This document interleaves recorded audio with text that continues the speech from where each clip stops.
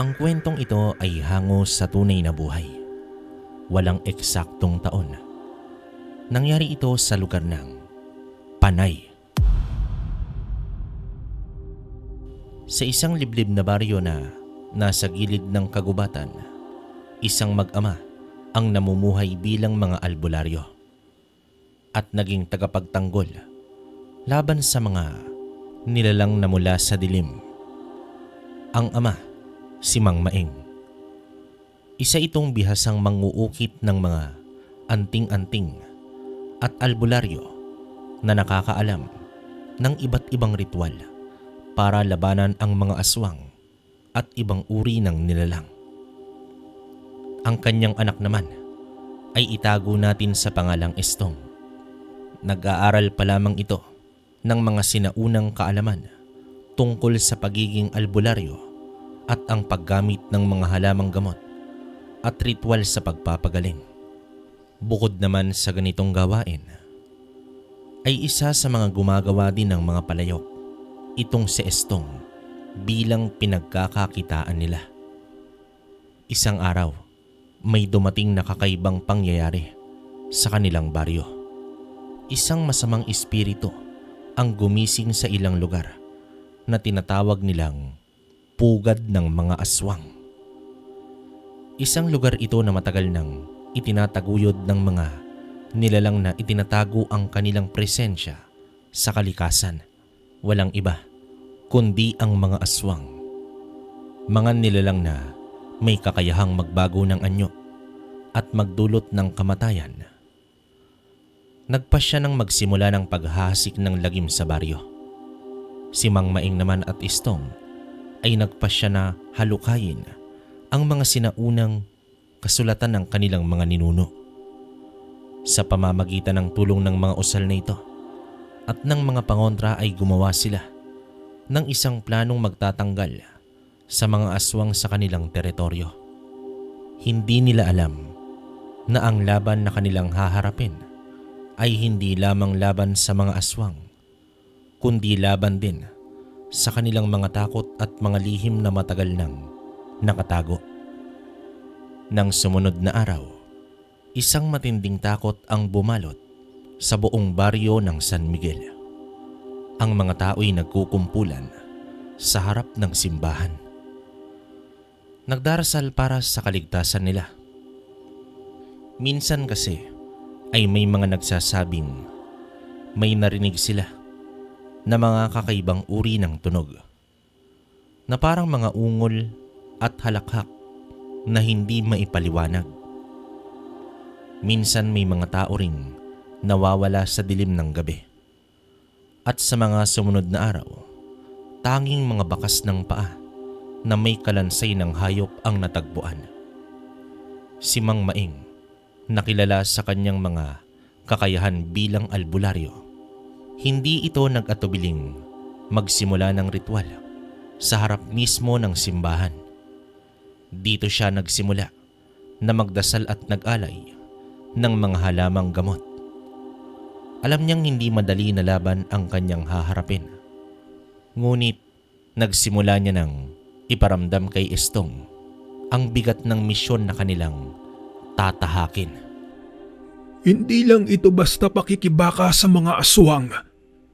Tinutuklas din natin ang mga lihim na itinatagong pook ng mga nilalang.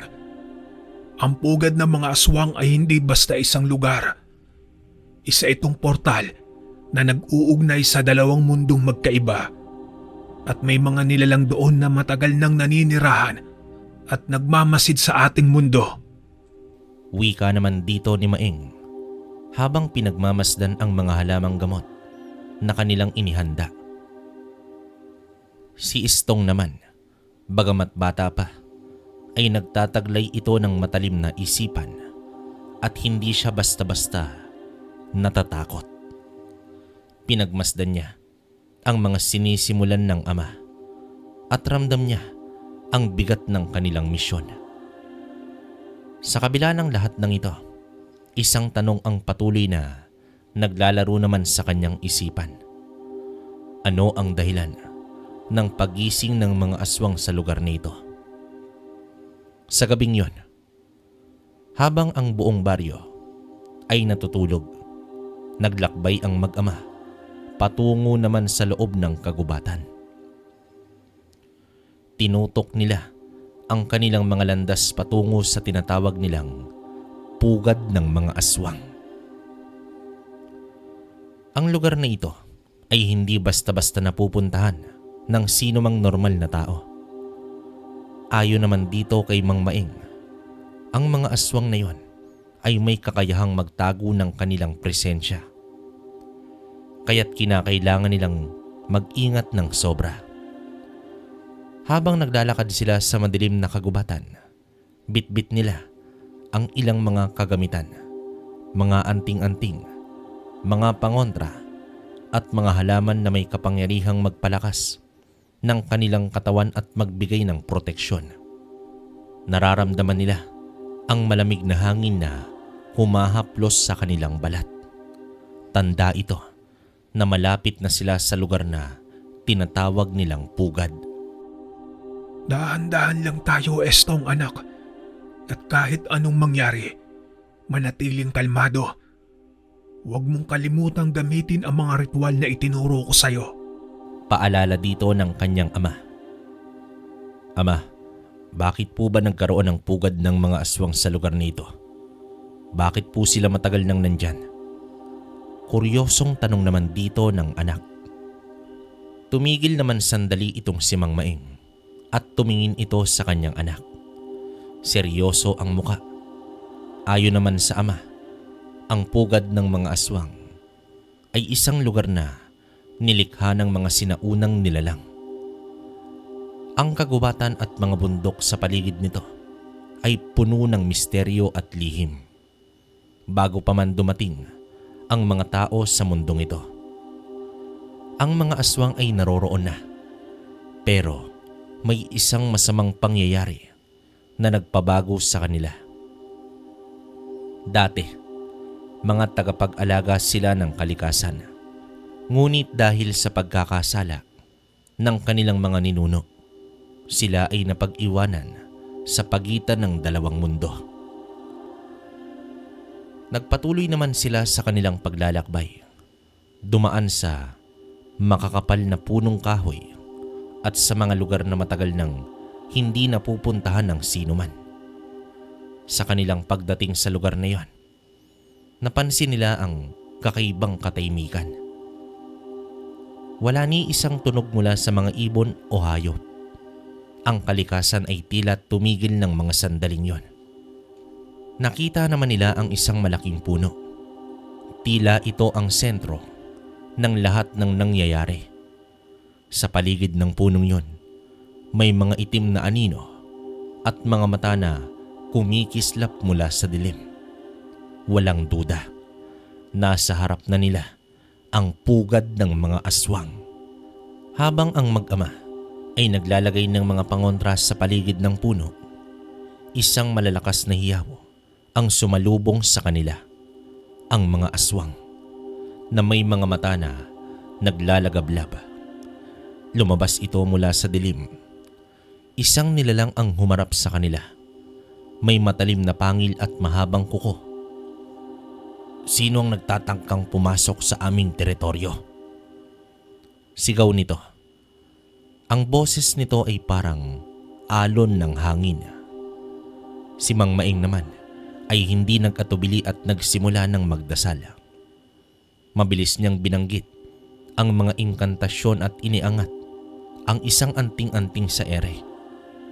Ngunit ang pinuno ng mga aswang ay isang matandang nilalang na tinatawag nilang almang itim. Hindi ito natatakot. Sa halip, ipinakita nito ang kanyang tunay na anyo, isang dambuhalang aswang na may katawan ng tao ngunit ang mukha nito ay puno ng mga sugat at galos. Matagal na kami sa mundong ito. Hindi nyo kami kayang labanan. Ang mga ninuno namin ay hindi matitinag na mga anting-anting. Ang inyong mga panalangin ay walang epekto sa amin. Malalim at nakakakilabot na boses mula sa pinunong aswang. Ngunit hindi naman nagpatalo itong si Mang Maing. Pinag-aralan niya ang bawat galaw ng almang itim at iniiwasan ang mga atake nito. Ipinagpatuloy niya ang ritual at sa kanyang bawat salita, nagiging mas maliwanag ang kanyang mga anting-anting. Si Estong naman na nagsisimula ng makontrol ang kanyang takot. Tumulong ito sa kanyang ama sa pamamagitan ng paghahanda ng mga gamot na may kakayahang magpahina sa mga aswang. Sa isang huling sigaw, sinubukan ng mag-ama na sabay maglunsad ng isang matinding pag-atake. Ang mga anting-anting ni Mang Maing ay kumikislap sa sobrang liwanag. Nagiging pader ng proteksyon laban sa dilim ng mga aswang. Ang almang itim naman ay napapaatras na. Nagsisimula ng mawala ng lakas at sa huli ay naglaho na ito sa kadiliman. Nang magsimulang pumalibot ang mga aswang, ang mag-ama naman ay nagtipon malapit sa puno at marahang nagdasal para sa kapayapaan ng lugar. Subalit, hindi ganoon kadali nagpatinag ang kanilang mga kalaban. Kahit iniwan na sila ng kanilang pinuno, ay patuloy pa rin sila sa pagprotekta ng kanilang teritoryo. Pero hindi rin naman nagpagapi ang mag-ama at tinapos nila ang labanang yon. Matapos ang matinding laban, nagsimula ng magbago ang daloy ng kalikasan. Ang mga puno at halaman ay muling sumigla at ang dilim ay naglaho. Ama, natutunan ko ang isang mahalagang aral. Hindi lahat ng laban ay nakikita sa mata at ang mga lihim ng kalikasan ay may dahilan. Huwag kang mag-alala. Magkasama tayong magtatagumpay sa kahit ilan pang laban na darating sa ating buhay. Galak na wika naman dito ni Estong. Oo anak, ngunit tandaan mo, ang tunay na laban ay hindi palaging laban sa mga aswang. Ang pinakamahalaga ay ang protektahan ng ating mga nuno at ang kalikasan. Tugon dito ng kanyang ama. Matapos ang matinding laban sa pugad ng mga aswang, naglakbay ang mag-ama pabalik sa baryo ng San Miguel. Sa bawat hakbang nila sa madilim na kagubatan, ramdam nila ang bigat ng kanilang tagumpay. Ngunit hindi nila maitatanggi ang takot na sumisilip sa kanilang mga puso. Hindi lang sila lumaban sa pisikal na nilalang, kundi pati na rin sa mga takot na matagal nang nakatago sa kanilang isipan. Alam mo, Estong anak, ang laban natin sa mga aswang ay isang hakbang lang sa mas malaking misyon. Ang tunay na kaaway ay hindi lang ang mga nilalang mula sa dilim, kundi ang mga takot na nag-uugat sa ating puso. Wika naman dito ni Maing. Ang mga salita ng kanyang ama ay nagsilbing gabay kay Estong. Ang batang albularyo ay unti-unting napagtanto na ang mundo sa kanilang hanay ay hindi basta-basta labanan ng lakas. Kailangan ito ng tiyaga, karunungan at higit sa lahat, tapang sa pagharap sa lahat ng uri ng dilim, hindi lamang sa labas, kundi pati na rin sa loob ng kanilang sarili. Pagdating naman nila sa baryo, sinalubong sila ng mga tao na may matinding pasasalamat. Ang buong komunidad ay nagtipon sa harap ng simbahan upang magbigay galang at magdasal. Ang takot na matagal nang nag-uumapaw ay unti-unting napawi at isang bagong liwanag ang pumasok sa kanilang buhay. Ngunit may isang tao na hindi natutuwang makita ang mag-ama. Si Lolo Isko, na isa ding manguukit ng anting-anting. Tila may nakatagong alinlangan. Isang matalim na tingin ang ibinigay niya kay Mang Maing habang sila ay naglalakad papunta ng simbahan. May nakita akong panganib sa inyong laban. May kulang ka pa, Maing. Ang mga aswang ay hindi basta-basta matatalo. Kailangan ninyong malaman ang buong kwento ng kanilang pinagmulan at kung bakit sila nagbalik. Wikang babala naman dito ni Isko. May hinala rin po ako dyan, Itay. Nakapagtatakang naglaho na lamang ng ganong kadali ang pinuno ng mga aswang. Tugon naman dito ni Maeng. Bagamat may babala na ang matanda sa kanila, ay isinagawa pa rin nila ang normal na takbo ng kanilang buhay. Isang gabi, matapos ang mga pagdiriwang ng tagumpay, nagpasya itong si Mang Maeng at Istong na magpunta naman kay Lolo Isko. Alam nilang may mga bagay na kailangan pa nilang malaman at matutunan. Ang matandang manguukit ng anting-anting ay may mga kasulatan na matagal nang nakatago. Mga lihim na tinatago ng mga sinaunang albularyo. Sa pagdating nila kay Lolo Isko, inanyayahan sila nito na pumasok sa maliit na bahay na puno ng mga alahas, gamit sa ritual at mga lumang kasulatan. Isang matandang libro ang iniabot ni Lolo Isko kay Mang Maeng. Basahin mo ang kasaysayan ng mga aswang, Maeng. Hindi sila basta-basta nilalang lamang. Sila ay mga nilalang na nagmula sa ating mga pinuno, mga alagad ng kalikasan na nagkasala sa mga orasyon at ritual ng mga matatandang albularyo. Pantukoy naman dito ni Isko sa mga nilalang na yon. Binuksan ni Maeng ang libro at nagsimulang magbasa. Ayon naman sa nabasa ni Maeng, ang mga aswang ay hindi lumabas mula sa kadiliman o kalikasan. Sila'y naging ganito dahil sa isang pagkakamali. Ang kanilang pinagmulan ay may kaugnayan sa isang malaking sakripisyo ng mga albularyo na sinadyang nagbigay ng kapangyarihan sa mga nilalang ng dilim.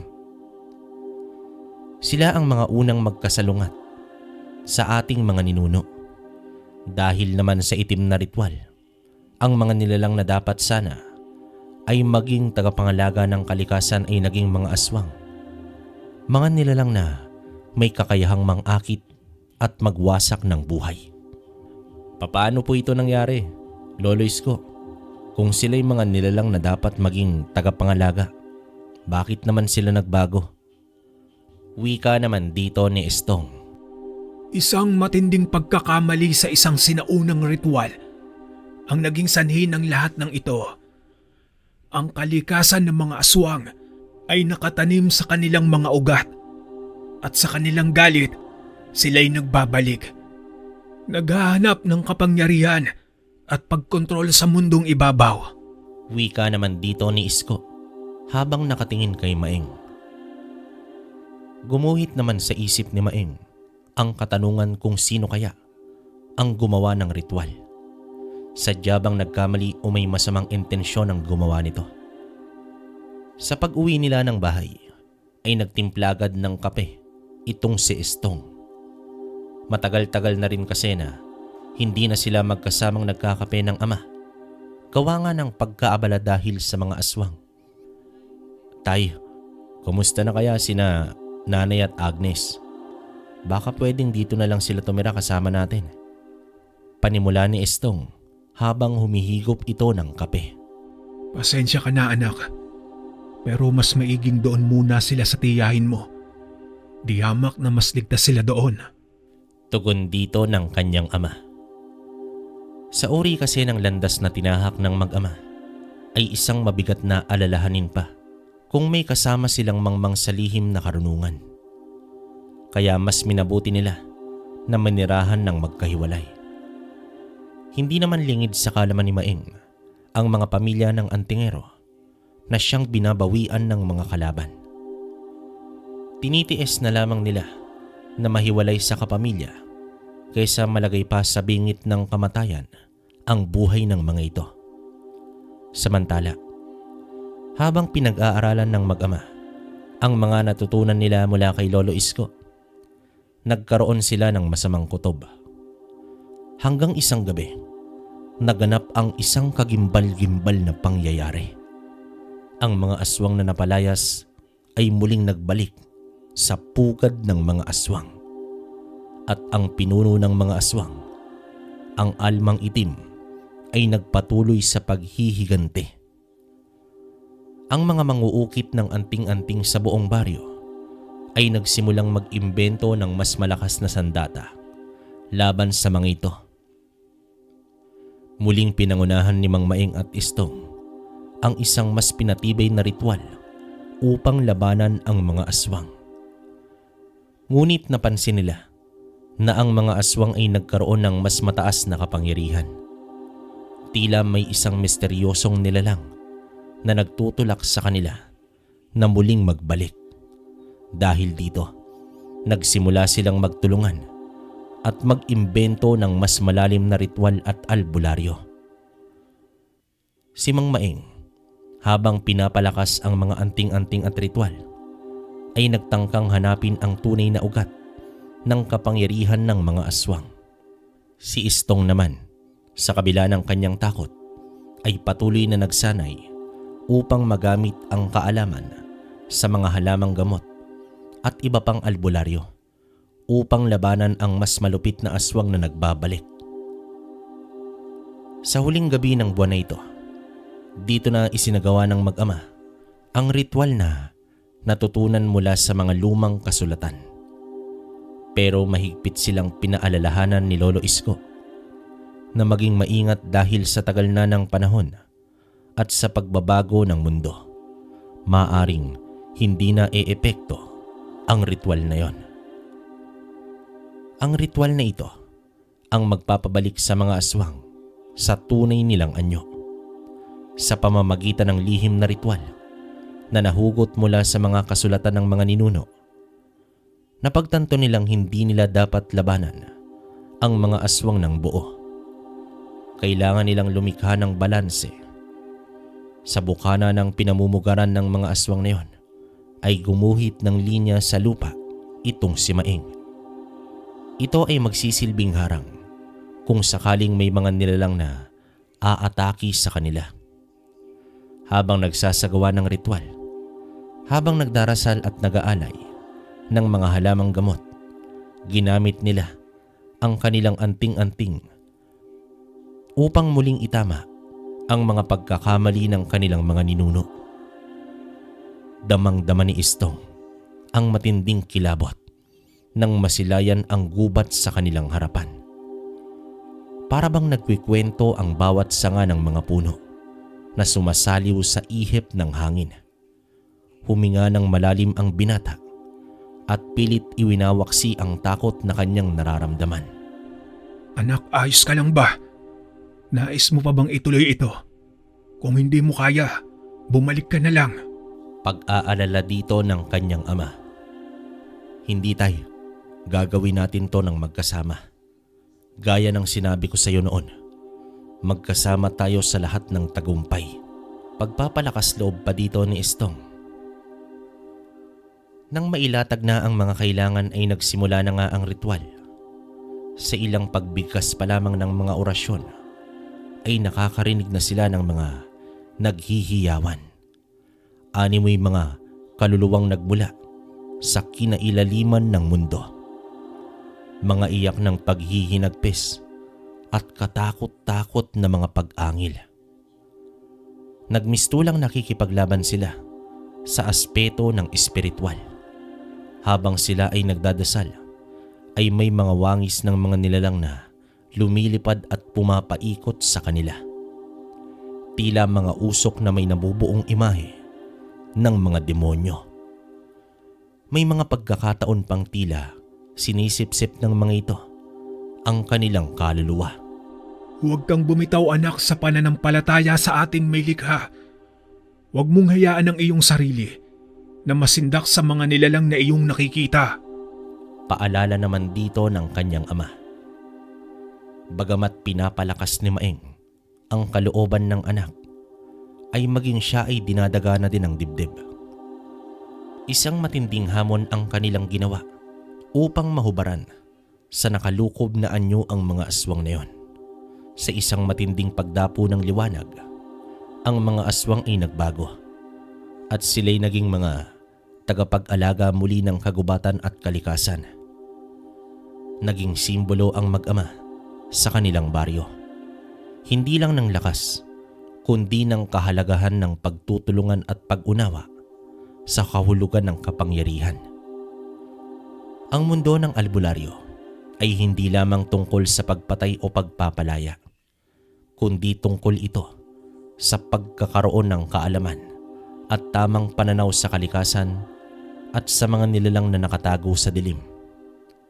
Habang ang mag-ama ay nagmumuni-muni sa nangyaring laban na yon at ang tagumpay na kanilang tinamu laban sa mga aswang, hindi pa rin nila maaalis ang pakiramdam ng kaba.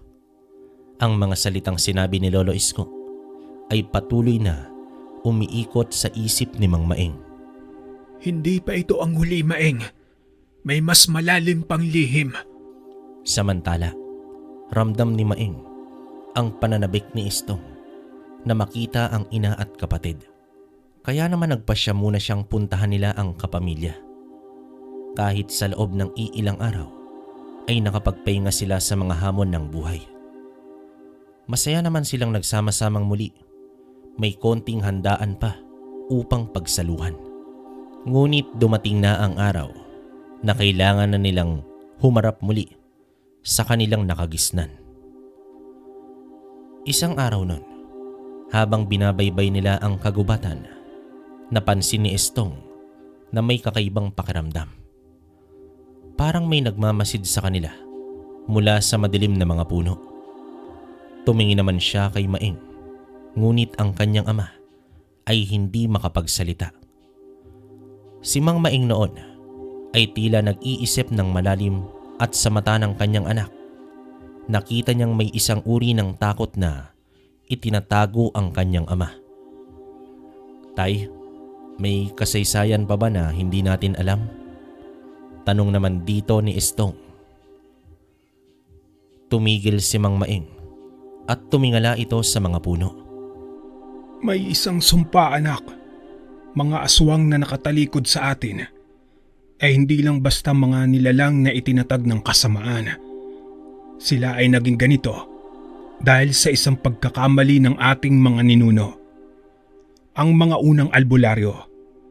Sila ang may dahilan kung bakit may ganitoong uri ng nilalang sa ating mundo. Ang mga albularyo noon ay nakagawa ng isang ritual upang magbigay proteksyon sa kalikasan. Ngunit ang kaalamang ibinukas nila ay may kahalong panganib. Ang mga ritual na ipinasa nila sa ating mga ninuno ay may hindi sinasadyang epekto. Ang mga albularyo ay naging kasabwat ng mga nilalang mula sa madilim na mundo ng kalikasan. Wika dito ng kanyang ama. Papaano po yun, tay? Nalilitong tanong naman dito ng anak. Si Mang Maeng naman ay sumimangot at tinukoy ang isang punong kahoy na malapit sa kanila. Isang punong pinagmulan ng maraming alamat at kwento ng mga matatanda sa baryo. Sa ilalim ng punong ito, nagsimula ang lahat.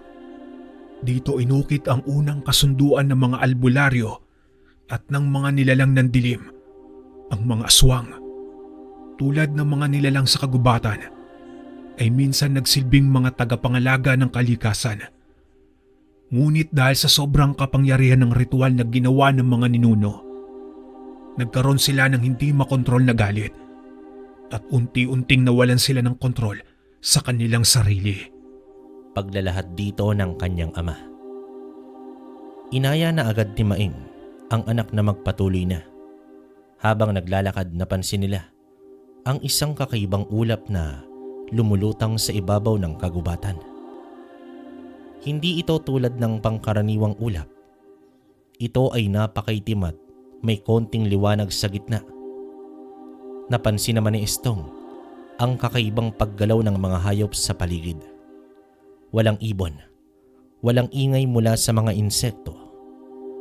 Lahat ng bagay ay tila nananahimik at para bang ang buong kagubatan ay nagmamasid sa kanilang bawat hakbang. Ayon naman kay Maeng, dahil sa ritual na kanilang isinagawa, hindi lang ang mga aswang ang apektado, pati ang ibang mga nilalang sa kagubatan. Ang mga aswang ay mga nilalang na hindi ganap na namamatay. May isang tagapagtanggol na magbabalik upang tapusin ang ginugol na sakripisyo. Sa mga narinig ni Estong, tila ba walang saysay ang ginawa nilang ritual dahil hindi pala lahat ng aswang ay nakabalik sa orihinal nitong mga anyo bilang tagapangalaga ng kalikasan. Bago pa sila makapag-isip ng iba pang hakbang, isang napakalaking anino ang humarap sa kanila mula naman sa madilim na kagubatan. Ang almang itim na pinuno ng mga aswang. Lumabas ito mula sa kakawian. Ang katawan ng almang itim ay muling bumangon mula sa dilim at ang mga mata nito ay naglalagablab na parang apoy.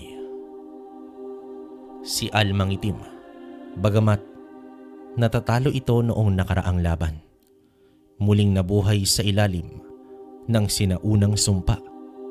Pinaasa ko lang kayo. Hindi ko kayo kayang tuluyang mawala. Ang ritual ng inyong mga ninuno ay hindi nakatali sa kalikasan ng tao.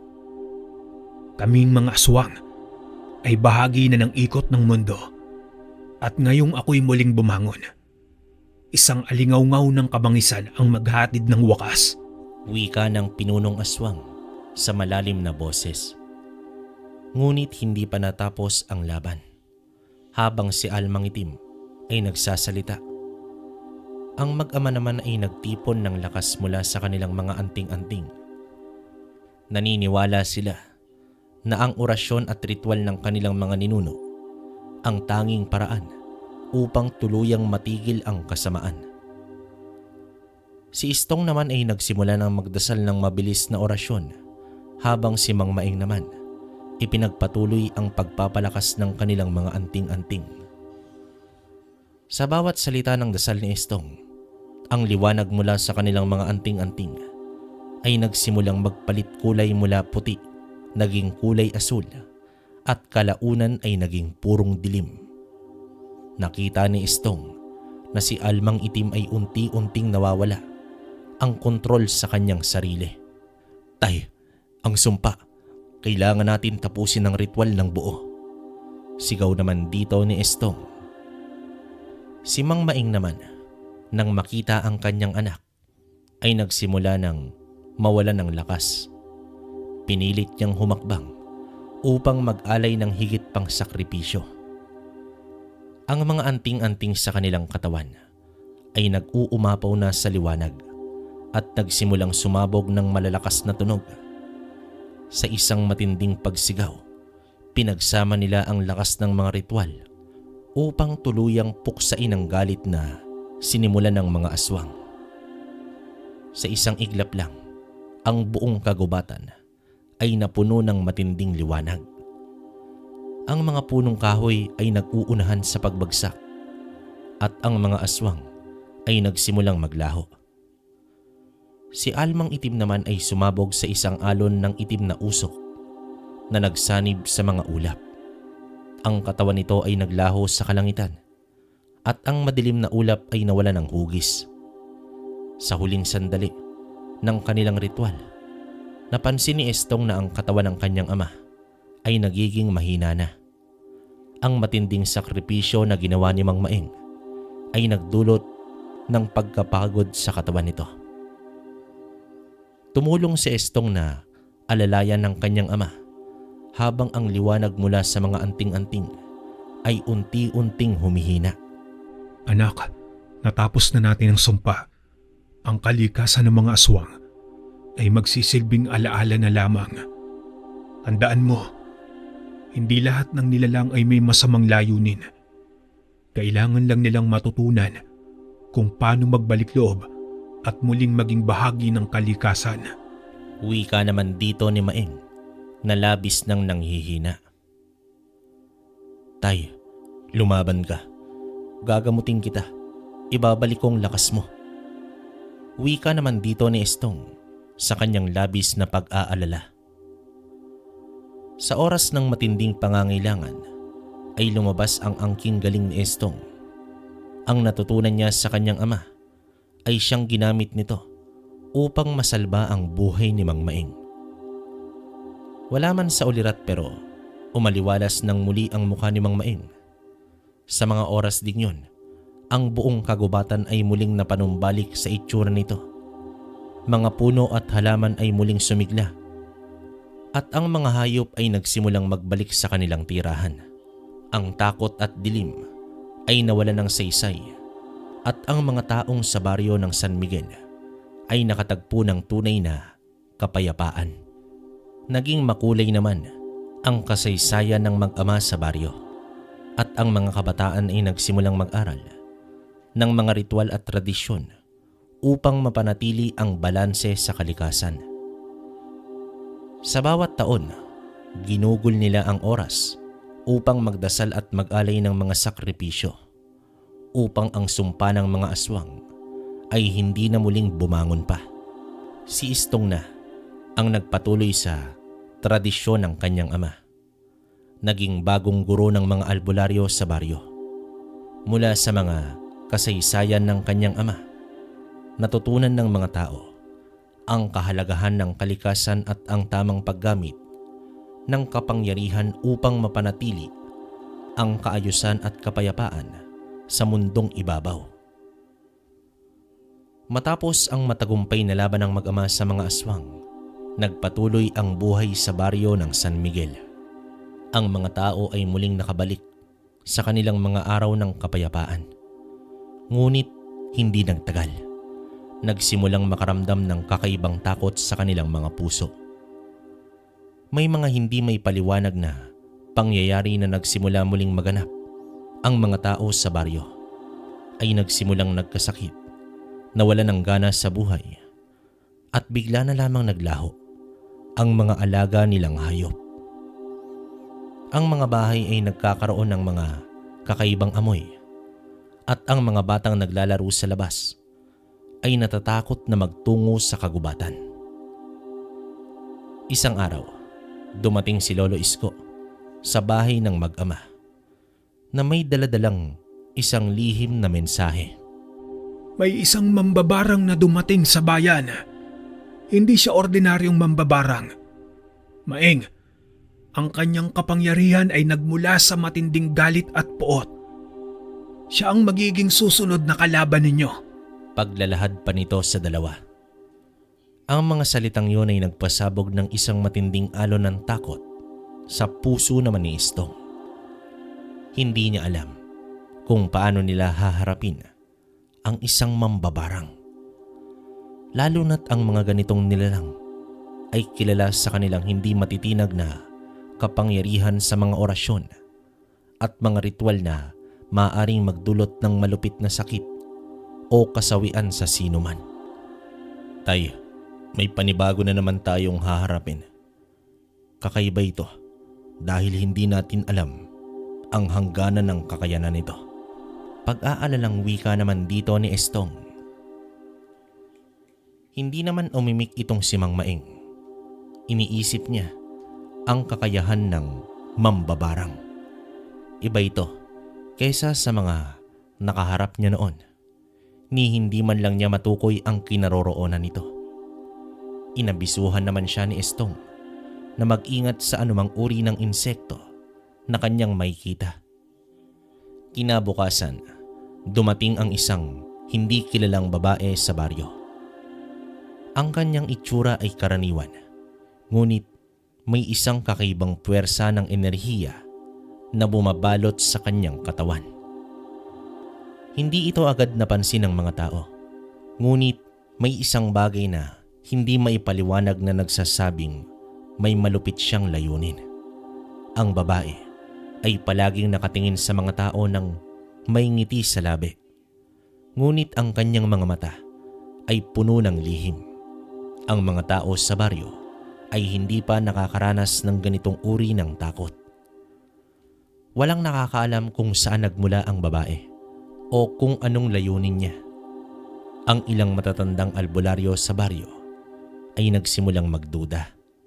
Pinaalalahanan naman ni Lolo Isko ang mga kabataan na maging mapagmasid sa mga taong bago sa kanilang paningin. Isang gabi nun, Nagpasya naman si Estong at si Mang Maing na sundan ang babaeng ito. Nagbigay si Mang Maing ng isang espesyal na orasyon upang protektahan ang mga tao mula naman sa mga posibleng kasamaan. Habang naglalakad sila sa madilim na kagubatan, naramdaman nilang may isang nilalang na sumusunod sa kanila. Isang presensya na hindi nila kayang ipaliwanag. Huwag kang magpadaig sa takot, anak. Ang mambabarang ay isang nilalang na may kakayahang manipulahin ang kalikasan ng mga tao at mga nilalang. Ngunit ang lihim na kapangyarihan nila ay nakatali sa isang madilim na kontrata. Ang kanilang kasamaan ay mula sa sariling galit at puot. Dagdag pa nito, nang makarating naman sila sa gilid ng kagubatan, nakita nila ang babae. Nakaupo ito sa ilalim ng isang punong kahoy at ang kanyang mga kamay ay umiikot sa hangin. Nagkaroon ng malupit na amoy sa paligid nila. Isang mabangong halimuyak na tila umaabot sa kanilang mga katawan. Sa isang kisap mata, naramdaman nila ang sakit. Ang mga katawan nila ay tila nabigla at tila nawalan ito ng lakas. Siya nga ang mambabarang. Bulong naman dito ni Mang Maing habang ang mga mata ng babae ay nagliliwanag sa dilim. Alam ni Mang Maing na ang tanging paraan upang talunin ang mambabarang ay ang pag-unawa sa kanyang pinagmulan at ang mga ritual na ginagamit niya. Ang mga mambabarang ay may kakayahan na magpadala ng mga salot at sumpa gamit ang kanilang kapangyarihan sa hangin, tubig at mga halaman. Ang pinagmulan ng kanilang kapangyarihan ay hindi nagmumula sa mga anting-anting o tradisyonal na ritual ng albularyo, kundi mula sa malupit na puot at galit sa mga tao o kalikasan. Mabilis na tinipon ni Mang Maing ang lahat ng kanyang kaalaman tungkol sa mga mambabarang. Ginamit nila Estong ang isang sinaunang orasyon na naglalaman ng mga salitang makakapagpabago ng kapangyarihan ng hangin at kalikasan. Ngunit bago sila makapagsimula, ang mambabarang na babae ay nagsalita. Ayon dito, wala na daw silang magagawa dahil ang galit na kanyang dala ay higit pa sa kanyang itinaguyod ng isang tao at ito'y isang sumpa na nagmula pa sa kanyang mga ninuno. Samantala, habang binibigkas ni Estong ang mga orasyon ng kanyang ama, ang hangin sa paligid nila ay nagsimulang mag-ibang anyo. Ang mga puno ay nayanig at ang mga alon ng tubig sa ilog ay nagsimulang gumalaw patungo naman sa kanilang direksyon. Nagkaroon ng matinding sigaw sa kagubatan at ang buong baryo ay nasakop ng isang malupit na sigaw ng kasakiman at puot.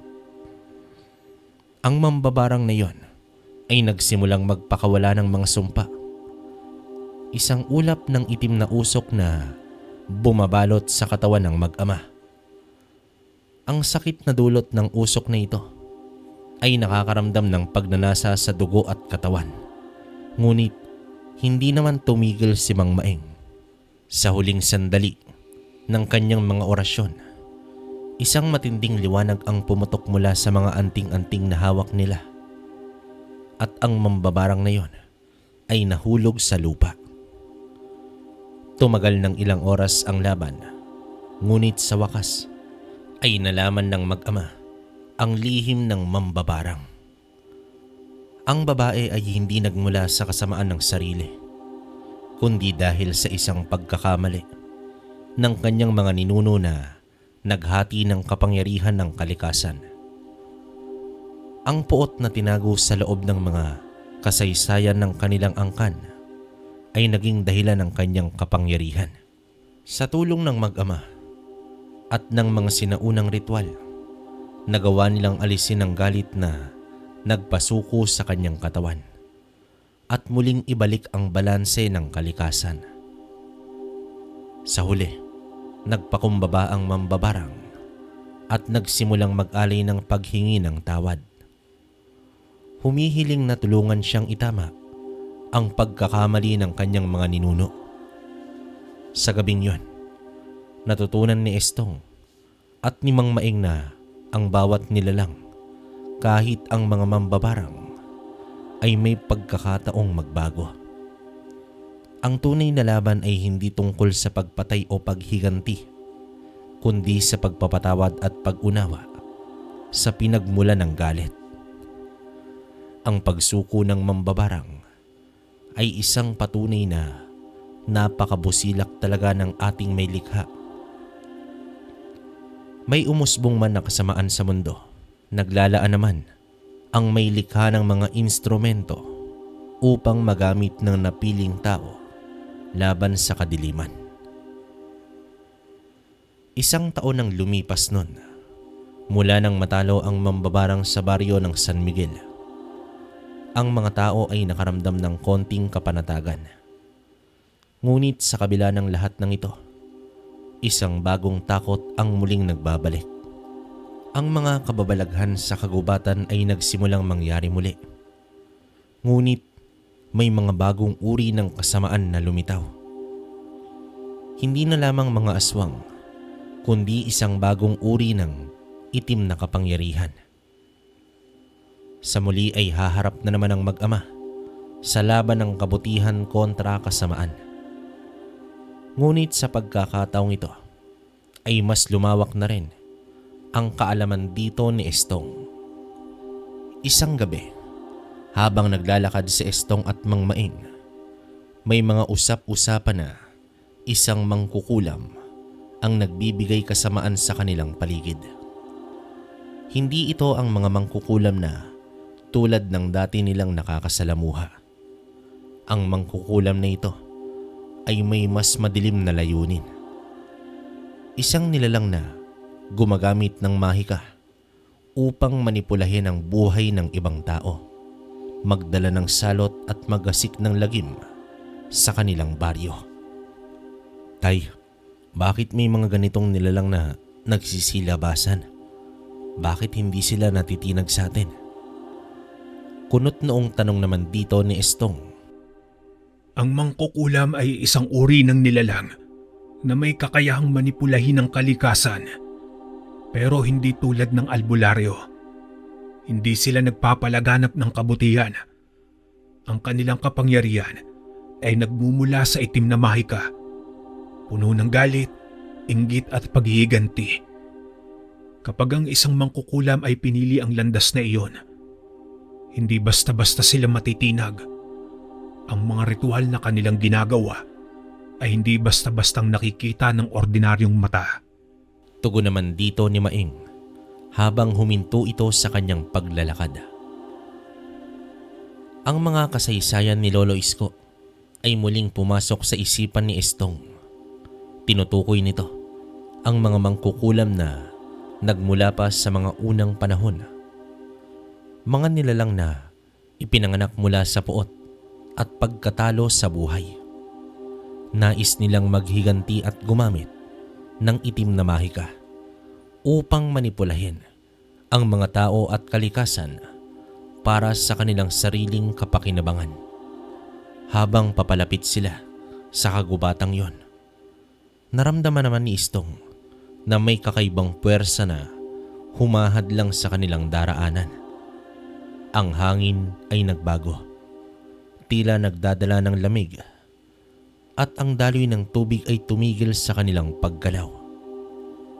Ang mga mata ng mga hayop sa paligid nila ay nagsimula ng magningning ng pula.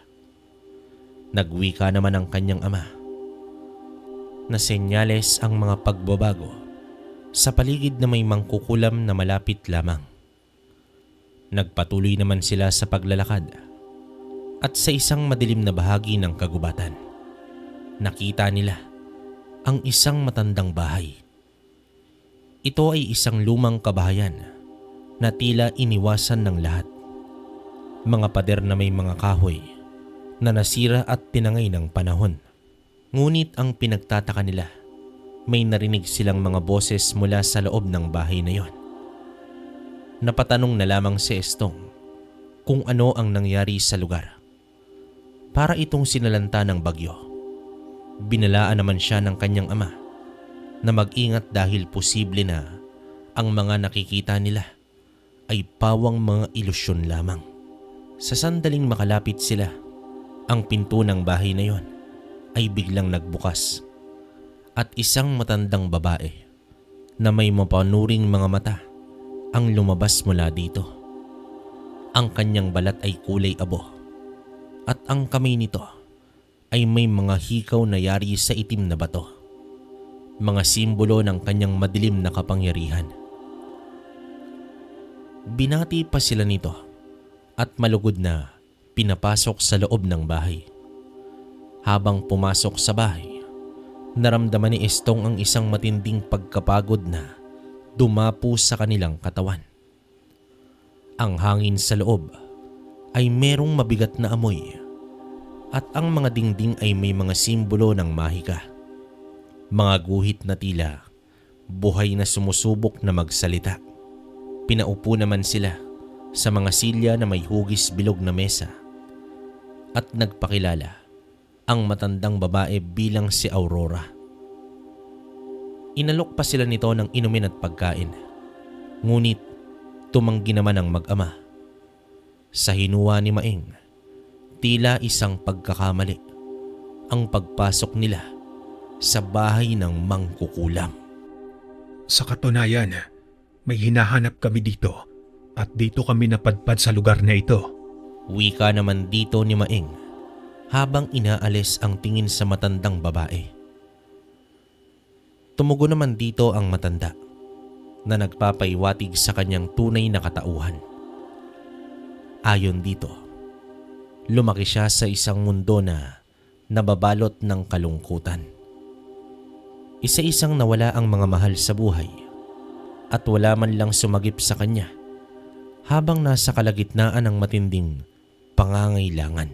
Naranasan niya ang pagiging makasarili ng mga tao at ang panahon hanggang sa may isang kamay na kinapitan niya at ito ang nagbigay sa kanya ng kaginhawaan at nagturo upang iparanas sa mga tao ang kanyang puot. Bakit niyo po sa amin sinasabi ito? Madiing tanong naman dito ni Estong sa matanda. Imbes na sumagot, ay ngumisi lamang ang matandang yon at mabilis na binaliktad ang mesa. Natumba naman ang mag-ama at sa kanilang pagbangon ay wala na ang matandang yon. Agad tumakbo sa entradang pinto si Estong, ngunit hindi niya naman ito mabuksan. Mag-uusal na sana ito upang matanggal ang sumpa sa may pinto, ngunit isang malupit na hagupit ang tumama sa kanyang likuran, dahilan upang mapasubsob ito sa dingding, habang ang ama naman niya ay mabilis ding nag-usal pangontra sa mahika ng mangkukulam. Habang ang mga huling salitang yon ay umabot sa kanilang mga pandinig, si Mang Maeng naman ay nagsimulang magdasal ng mga sinaunang orasyon. Binalot ang kanyang katawan ng liwanag na nagmumula sa mga anting-anting at itong si Estong naman ay nagdagdag ng tulong sa pamamagitan ng kanyang sariling kaalaman. Aurora, hindi ang galit at paghihiganti ang magpapalakas sa atin. Ang tunay na kapangyarihan ay nasa pagkakaisa ng kalikasan at ng mga nilalang na may malasakit sa bawat isa. Wika naman dito ni Maeng. Nagbabaka sakaling madala sa pakiusap ang nilalang na yon. Subalit, tila wala ng pag-asa ang matanda. Binalot na ng kadiliman ang kanyang puso. Kitang-kita ito sa mga mata niya. Kaya wala ng pagpipilian pa ang mag-ama, kundi ang harapin at kalabanin itong si Aurora. Nagtipon ang lahat ng enerhiya ng mag-ama at isang malupit na alon ng liwanag ang lumabas mula sa kanilang katawan. Pinalakas ng mga sinaunang orasyon at ritual. Ang mga simbolo sa mga dingding ng bahay ay nagsimulang maglaho at ang katawan ni Aling Aurora ay natakpan ng makapal na ulap at itim na usok. Ang mangkukulam ay nagsimulang nagwawala. Ngunit sa huling pagkakataon, ang liwanag mula sa mga anting-anting ng mag-ama ay pumutok at tinapos ang kanyang mahika. Ang katawan ni Aling Aurora ay unti-unting naging alikabok at ang bahay na dati ay puno ng takot ay muling naging tahimik. Matapos ang tagpong iyon, bumalik ang kagubatan sa kanyang normal na estado. Ang mga hayop ay nagsimula ng magbalik at ang mga tao sa baryo ay hindi na muling nagkaroon pa ng sakit. Ang mag-ama ay nagpatuloy sa kanilang misyon ng pagpapalaganap ng kaalaman at pagpapagaling. Ang mangkukulam ay hindi huling hamon na ating haharapin. Marami pa tayong dapat paghandaan. Ngunit tandaan mo, Estong anak, ang kapangyarihan ay hindi laging nanggagaling sa puot at galit. Ang tunay na lakas ay mula sa malasakit at pagmamahal sa kalikasan sa bawat nilalang. Wika ni Maeng sa kanyang anak. Makalipas ang ilang linggo, ay nakatanaw si Maeng sa direksyon kung saan naroroon ang pugad ng mga aswang. Ipinikit niya ang mga mata at taimtim ito na nagdasal. Isang dasal para sa kapayapaan at kaayusan ng lahat ng kanilang kabaryo. Ang kwentong ito ay nagpapaalala sa atin na ang pagkakaroon ng puot at galit sa ating puso ay magsasadlak sa atin sa kasamaan. Katulad ng nasa ating kwento, ang mga nilalang ay natabunan ng galit at pagmamalabis. Kaya naman sila tuluyang nagbago at naging kasapi ng kadiliman. Pero ika nga nila, sa bawat kasamaan ay may kabutihan na laging tatapat. Okay, opinion ko sa kwento. Siguro medyo nalito kayo ron sa unang part kasi parang mix yung nangyari dito, pero kasi sa unang part may altang itim, no? Yun, panibagong uri na naman ng aswang. Tapos yun nga, yung common natin, mambabarang sa mangkukulam. Hindi lang nabanggit dito kung ano yung pinakagamit ng mag-ama. Pero more on ano siguro to, medalyon, kasi nabanggit naman na anting-anting. Wala lang specific na term kung anong uri ng medalyon, di ba? So, yun. Tapos, yun, napakalakas nung dalawa. Hindi ko na rin pababain yung komento kasi wala na tayong time. Kayo na lang yung magbigay ng komento sa baba para mabasa namin. Tapos, yun din, pakinggan nyo rin yung kwento ni Kabaryo saka yung kwentong kalakbay. Yan, bali, siguro daily na yung sa kwento ni Kabaryo. Start natin ng 15. Daily na natin lalagyan. Tapos sa kwentong kalakbay naman, siguro alternate muna. Kasi 3 kami ron, di ba? Alam nyo naman yun. So, yun. Tapos yung page natin, okay na ulit. Kwentong Baryo Official. Tapos meron din tayong TikTok na Kwentong Baryo. Yan, supportahan nyo rin. So yun, wag nyo rin kalimutang i-share at i-like tong videos natin para mas gumanda yung daloy nung channel natin. Yan, so yun. Hanggang dito na lang muna mga kabaryo. Hanggang sa susunod na kwento. Salamat.